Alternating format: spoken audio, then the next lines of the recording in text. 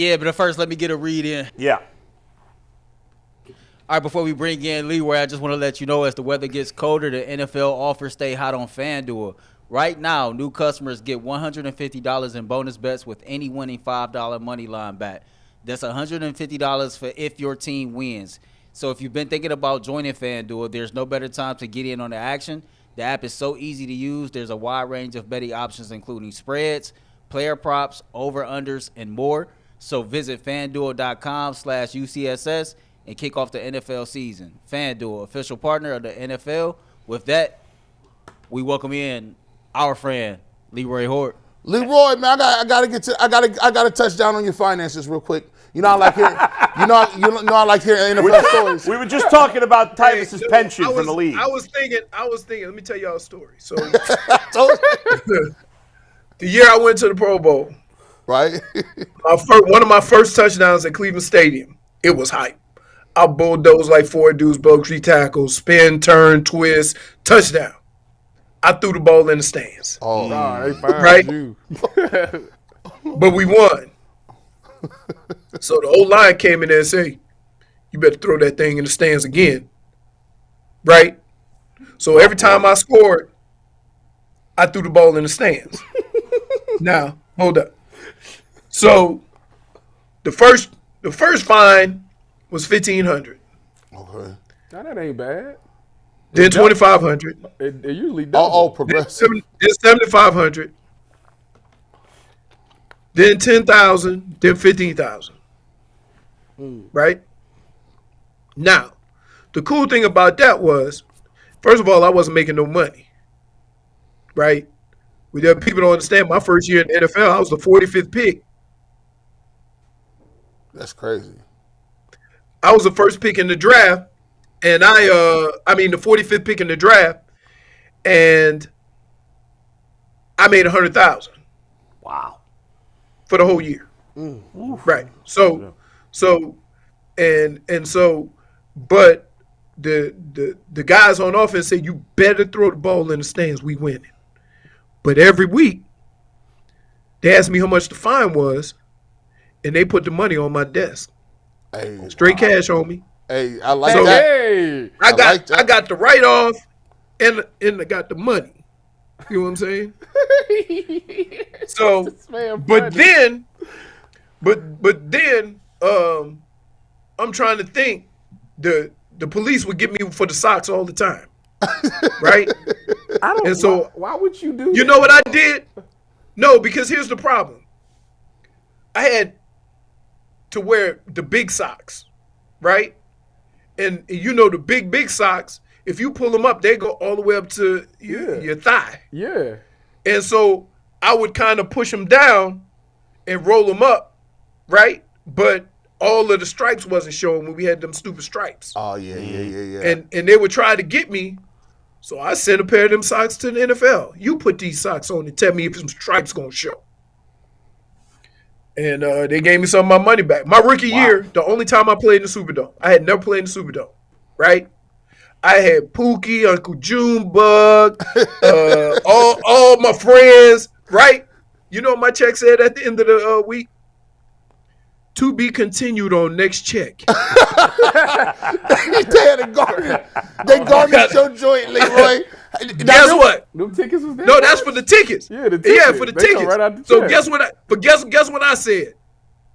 I ain't never got no more friends like that. Bro. That's the end of that.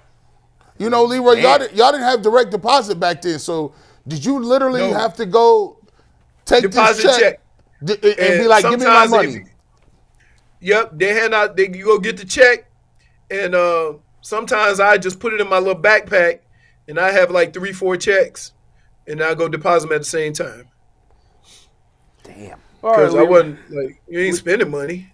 Leroy, let's talk about these Cleveland Browns. You know, as the offensive line, as instituted right now, as it is. How do you? Don't you think we gotta do a run? We gotta figure out how to run the ball, cause this air raid thing ain't gonna last. It's getting to that time.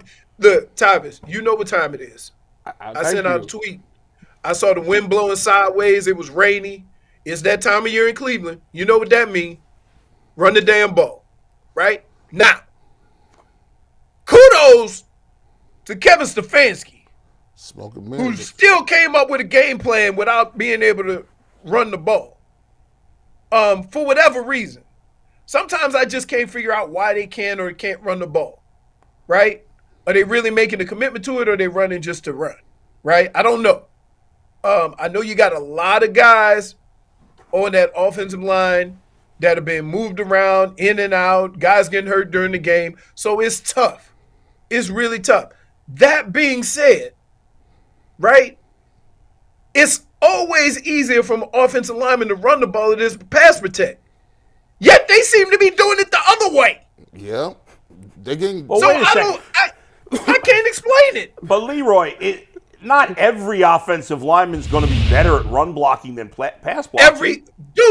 Everyone. I'm telling you right now. Wow. Every offensive line in the NFL are better run blockers than their pass protect. It is easier to run block than it is to pass protect. And the only problem you get, I don't care who you are, if you have an offense that drops back and throws it all the time without even committing to the run, eventually it catches up to you.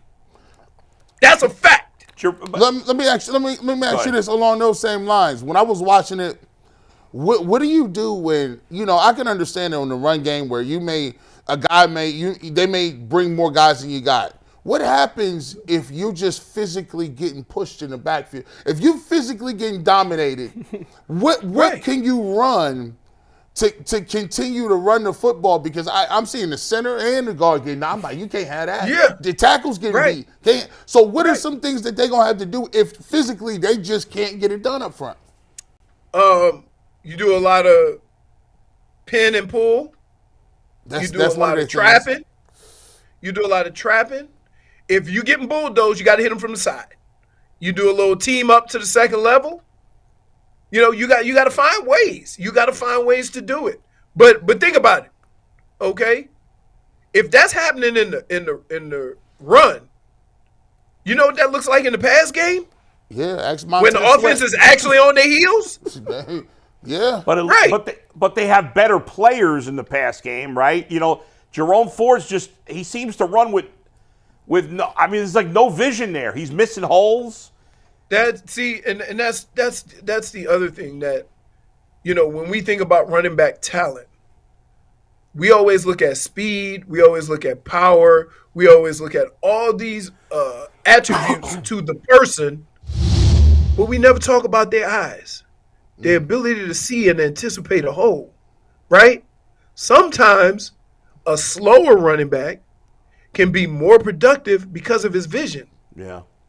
So it's not all about the tangible things that this guy can do, right? Sometimes a running back is real patient. He picks his spot. Boom, boom, boom. Hit it, right?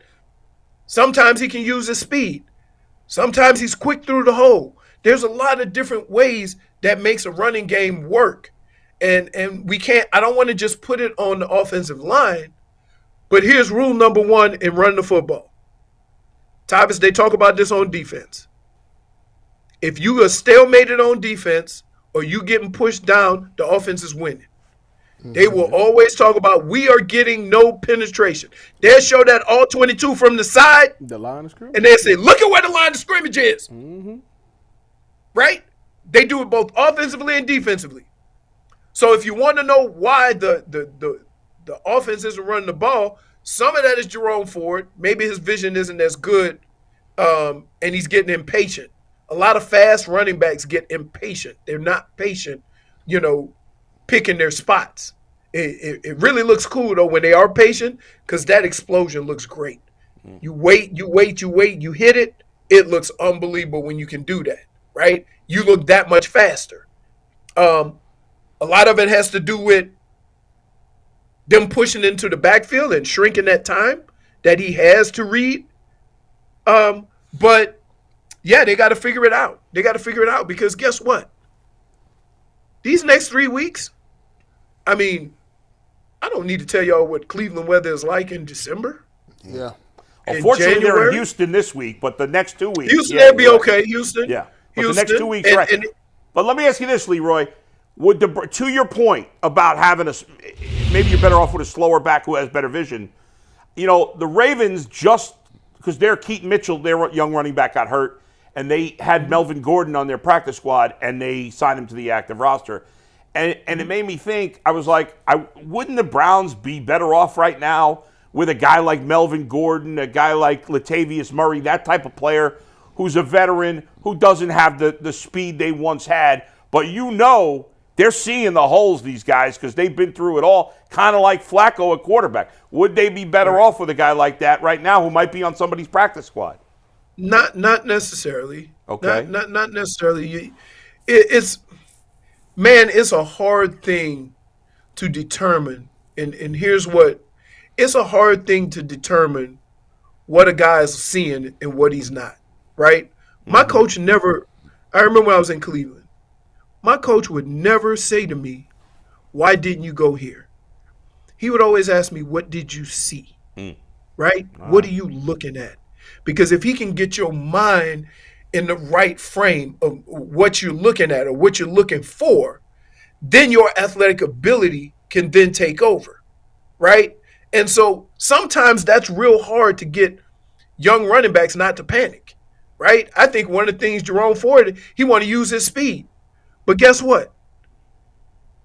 There ain't enough speed in the world to get around the outside all the time. Right. Right? And so that's what you learn. You learn that, hey, I got to be a little more patient with this. So it's something that, one of the hardest things for a football team to go through, right, is to have a young guy that's learning the ropes and you ain't got time for that nonsense. I ain't got time for you to learn how to play running back. You need to play running back, right? I ain't got time for you to get your feet wet. We trying to win now. But everybody has to go through a process of learning how to play the position that you play. So I'm not going to just discredit his abilities, but I will say there are times where it almost seems like he panics and he wants to just take off and run. And he probably, the thing that would help him is slowing it down a little bit because he has the explosiveness to get through holes. So slow it down a little bit and be a little more patient, and it'll look even that much better than him just running around and running in the back of somebody because you didn't give it time to develop. Leroy, it's like a 20-page paper that of a scenario of how the Browns can clinch the playoffs. Let's play devil's advocate. Let's say that the Browns clinch the playoffs. Would you rest the starters for the next 2 weeks? 2 weeks? Who? Who started?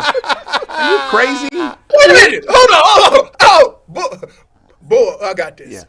All right, good. Wait a minute. Wait. Not Wait. Not the starter. Joe Flacco. Just Joe Flacco. No. You're digging your hole bigger, Tyvis. Here's why. What? Here's why. DTR can't win the next two? I'm going to tell you why. I know this is going to sound bad, and I'm sorry, Joe Flacco. I'm sorry, Browns fans. By the way, Merry Christmas to everybody. Okay? Before I say something. About to say something really bad. What I'm about to say is not going to be in the holiday spirit.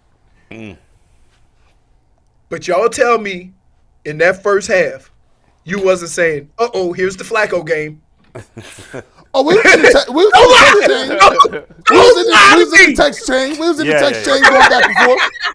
We was like, hey, because he could have threw 4 picks that first half. So here's why I don't sit nobody, right? If it come, I'd rather it come when they clinch instead of wait for it to come in the playoffs.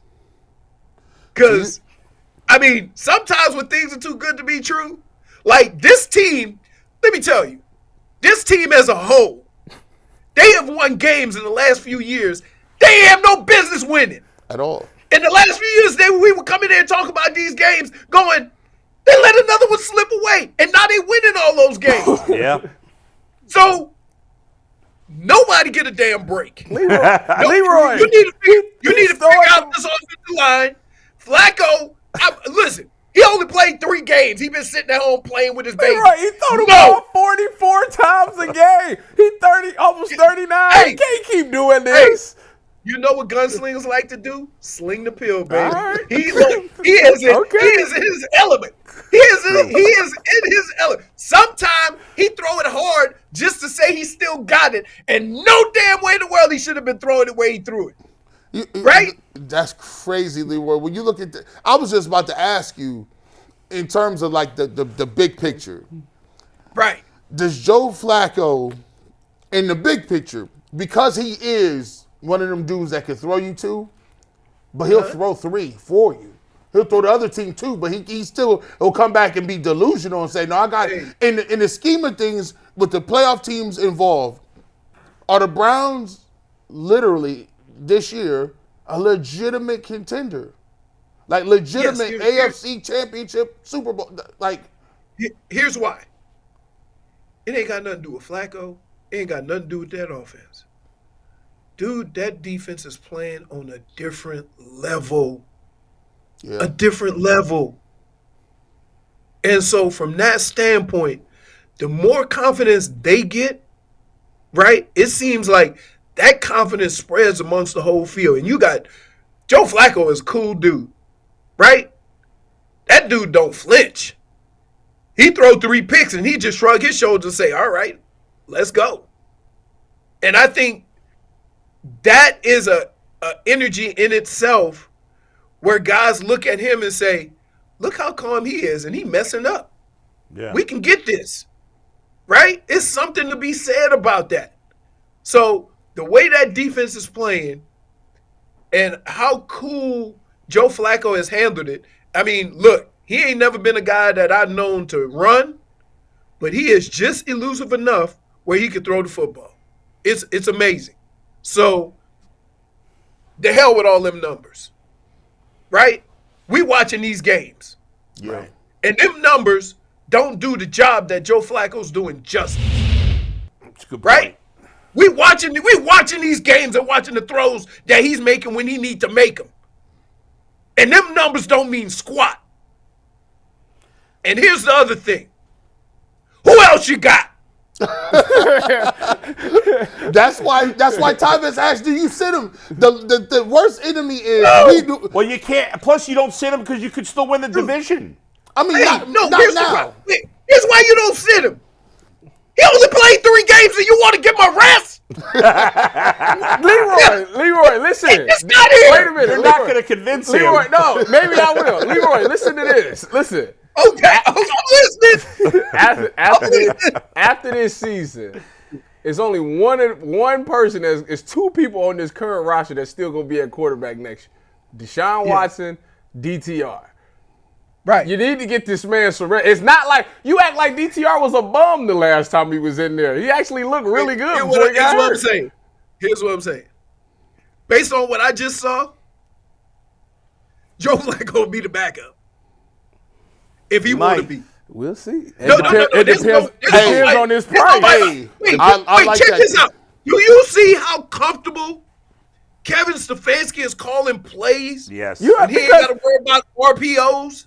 Yeah, because it's his style of offense that he always want to run. Okay. So that being said, you know he gonna always have Old Faithful in his back pocket. That Joe Flacco, old pocket passer with a rifle. You Sam Darnold back in here. He the old Joe Flacco with a golden retriever. Hey, Leroy, last thing. I'm curious, as someone who played for Bill Belichick, obviously his great time in New England's coming to an end. It seems like they're going to part ways with his worst season ever. Do you expect him to have one more ride, like go to the Chargers or somebody else, or you think he's done? I'm going to tell y'all right now. Okay. There's 2 guys that have a chance to be the Chargers head coach. One Jim Harbaugh. is Bill Belichick. You know who the other one is? Jim Harbaugh. Jim Harbaugh. Don't fool yourself. Them, like, you can talk about all them new guys and all them other guys. Here's the problem with either one or both of them. they got enough cachet. They can come in there and make some demands that you might not want to put up with. See what I'm saying? Mm-hmm. Yeah. They're going to make some demands that you might not. And that's the only reason why they might not be the coach. You got a quarterback. You got a defense who should be a lot better than they are. Right? That is Bill Belichick's playpen. Mm-hmm. Defense with some pass rushers.